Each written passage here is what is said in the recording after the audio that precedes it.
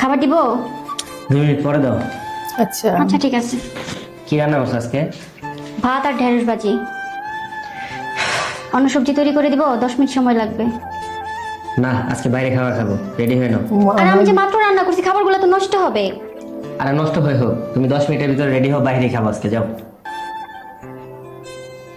ঠিক আছে, চলো রেডি হয়ে নাও। ও মাই গড। ভাত খাওয়ার চেয়ে ভাত রান্না করতে বেশি সময় লাগে। ভাত রান্না করার চেয়ে ভাত কামাই করে নিয়ে আসতে আরো বেশি সময় লাগে। একদম। ভাত কামাই করে ঘরে আনার চেয়ে মাঠে ফসল ফলাইতে আরো বেশি সময় লাগে।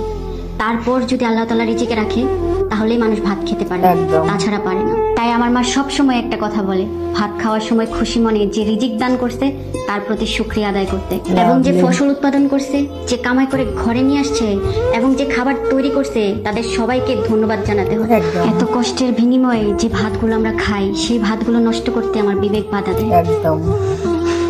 ভাত নিয়ে আসবো? দিও।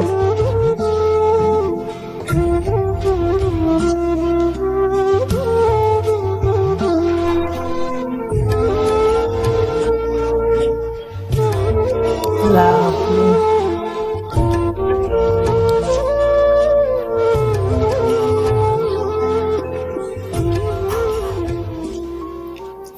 সত্যি খাবার এমন একটা জিনিস, তোমার ভাগ্যে না থাকলে তুমি হয়তো রান্না করেও সেই খাবার খেতে পারবে না।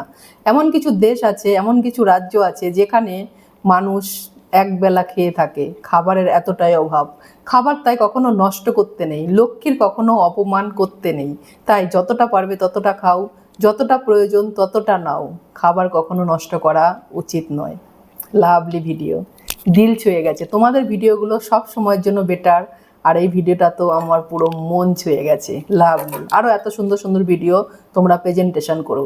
সকল ছেলে মেয়েদের উদ্দেশ্যে একটা কথাই বলবো, তাই খাবার কেউ প্লিজ নষ্ট করো না। খাবারের মূল্য যে কতটা, যারা খাবার না পায় একমাত্র তারাই জানে।